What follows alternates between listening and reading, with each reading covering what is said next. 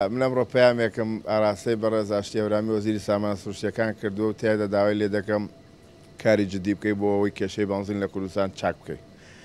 کەسی یەکەمی بەرپرس بەرامبەر بەم کێشەیە بەڕێز وەزیری سامانە سروشتیەکانە. تێدا لەو پەیامەیە باسم لەوە کردووە سەرکەوتوون نەبووی لە پلانی دابینکردنی سوتەمەنی بۆ هەرێمی کوردستان 6 گرێبەستن لەگەڵ کۆمپانیا گەورەکانی جیهان ئیمزا کردووە یەک گرێبەستیان خۆزگە بۆ دروستکردنی پاڵاوکەیەکی گەورە بۆیە لە هەرێمی کوردستان ئێستا تووشی ئەو قەیرانە نەدەبووین.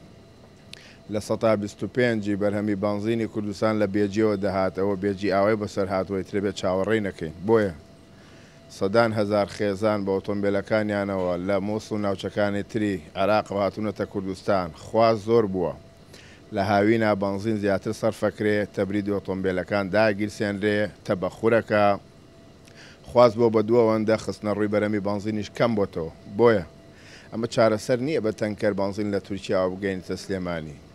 ئیجازە بدە پاڵاوگەی نوێ لە کوردستان دروست ببێ. کۆمپانیا هەیە 6 ساڵە ئەوێ پاڵاوگە دروستکار ڕێگەی نادات. بچۆ بە دوواداچوونی بۆ بکە، سەیری بکە، ئەگەر مافی خۆیەتی ڕێگەی پێ بدە بۆ ئەوەی بە زوویی قەیرانی بەنزین لە هەرێمی کوردستان چارەسەر بێ.